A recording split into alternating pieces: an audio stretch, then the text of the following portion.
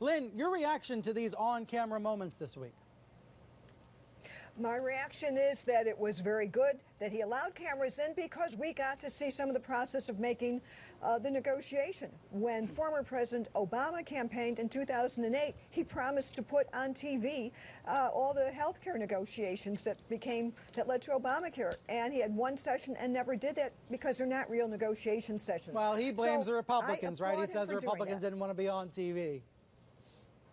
Well, but it didn't happen. The point is it didn't happen. Right. So it happened, and it was interesting. And then the next day when he called it a studio, though, it showed how he was approaching it, not as much as a negotiation that he wanted to share with the public, but as you said, more of a show, with this just being the latest episode.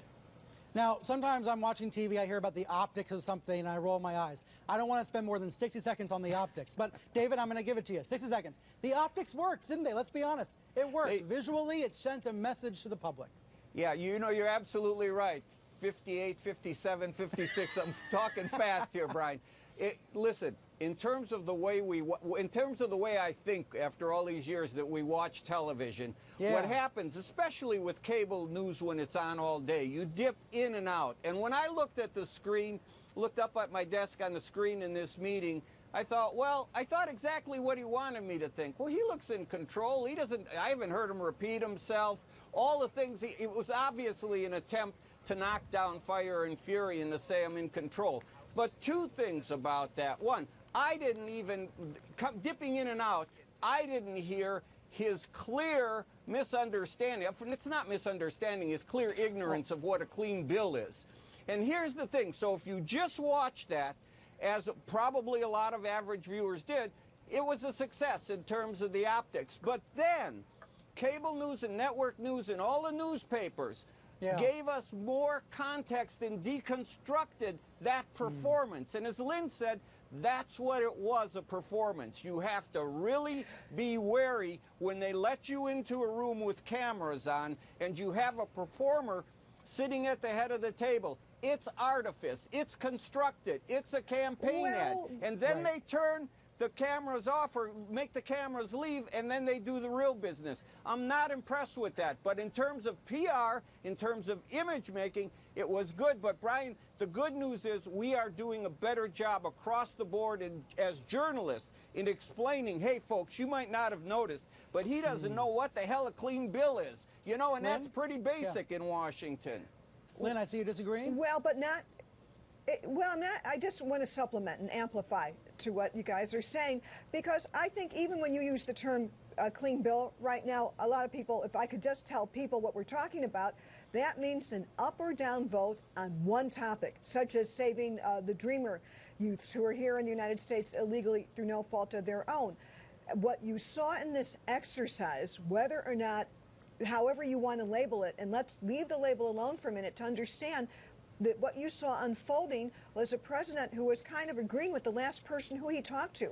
And when Senator Dianne Feinstein says, can we just have a vote on Dreamers, up or down, that never happens in the Senate. So when he seemed to agree with it for a moment until, I think it was Representative McCarthy who said, no, you don't want to do that, do you? That was instructive. That was kind of capturing a moment that otherwise we would not see, that might have happened behind a closed door, whether or not the camera was there. Yeah, every day we see a different White House PR strategy, to the extent that there is a strategy. The Wall Street Journal interview on Thursday is the latest example. He lets in these reporters. It seems to go well, but now the White House is warring with the Journal. The latest reporting we have, David, is that Sarah Sanders asked for a correction on Friday. The White House wanted a correction. They wouldn't give it. And finally, on Saturday night, she went out and called the Journal fake news. What does it tell you about sort of the Murdoch world relationship with the White House, that we have a president who live tweets Fox and Friends every day, who ends up in trouble for contradicting his own administration's views by live tweeting Fox, but on the other hand, lets in the Journal and now calls the Journal fake news? May I jump in on this one? Yeah, Lynn, maybe it doesn't make any sense, and that's the point, Well, no. So this is an argument over a contraction.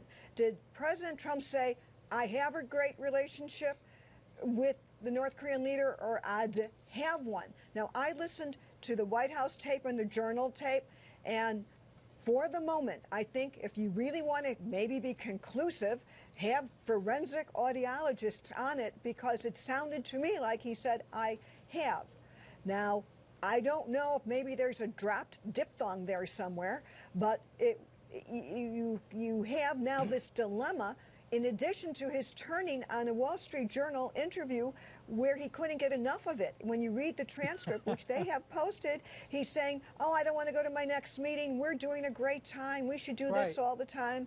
So now, instead of just saying maybe there's a mistake, and that's the core of what so much of what you write and talk about, Brian, people make mistakes, government officials.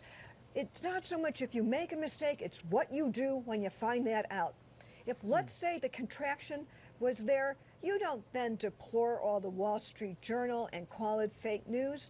You fix it. And if you think, and after listening to the tape, you realize you did not say what you thought you said, you have to live with it.